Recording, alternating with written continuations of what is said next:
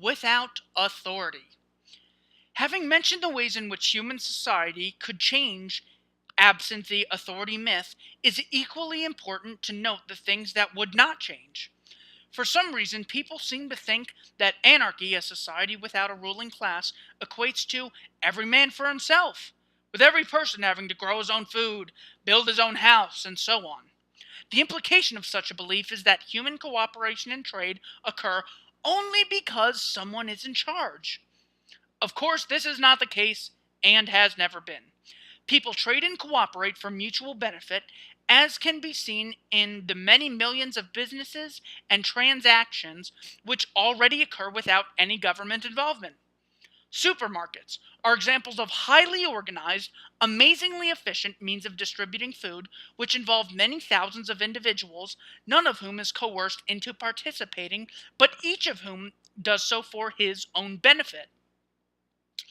Everyone from the farmers to the truck drivers to the stock boys to the checkout clerks to store managers to the owner of an entire store chain does what he does because he receives personal gain for doing so. No one is legally required to produce one bit of food for anyone else, and yet hundreds of millions of people are fed and well fed with a large variety of food products of high quality but at a low price by what is essentially an anarchistic system of food production and distribution. Distribution. This is the result of human nature and simple economics. Where there is a need for some product or service, there is money to be made providing it. And where there is money to be made, there will be a number of people or groups of people competing for that money, but trying to make products that are better and cheaper.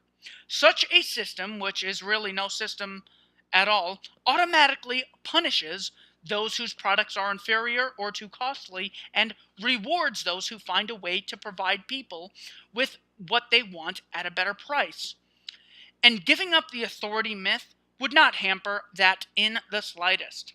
In fact, the authority superstition is constantly interfering with people who attempt to organize for mutual benefit by throwing taxes, licensing requirements, regulations, inspectors, and other legal obstacles in the way. Even laws supposedly intended to protect consumers usually do nothing but limit the options available to consumers. The end result is that many businessmen who otherwise would have to focus on making a better product at a better price instead focus on lobbying those in government to do things which handicap or destroy competing businesses. Because the mechanism of government is always the use of force, it can never help with competition, it can only hinder it. In other words, rather than being essential to an organized society, the myth of authority is the biggest obstacle to human beings organizing for mutual benefit.